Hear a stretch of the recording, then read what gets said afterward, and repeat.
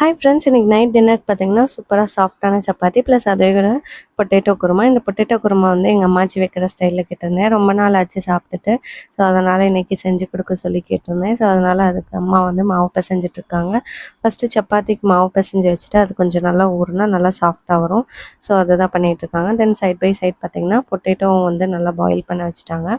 தென் இந்த குருமாவுக்கு பார்த்திங்கன்னா வெங்காயம், ஒரு தக்காளி இதெல்லாம் போட்டு நல்லா ஃபஸ்ட்டு வதக்கி எடுத்துக்கணும்.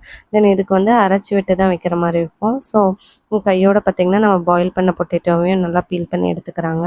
ஸோ இந்த அரைக்கிறதுக்கு பார்த்திங்கன்னா கொஞ்சமாக தேங்காய், பொட்டுக்கடலை, சோம்பு, பட்டை, கிராம்பு, தென் வந்து அது கூடவே வந்து இஞ்சி பூண்டு பேஸ்ட்டு இதெல்லாம் நல்லா ஆட் பண்ணி அரைச்சி எடுத்துக்கணும்.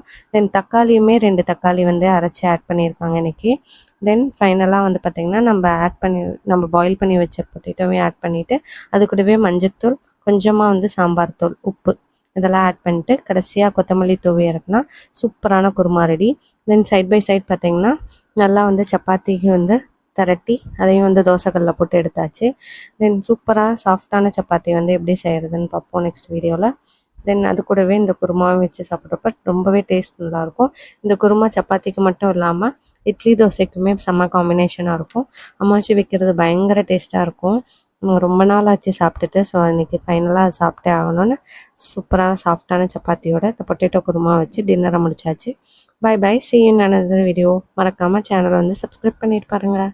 Bye bye.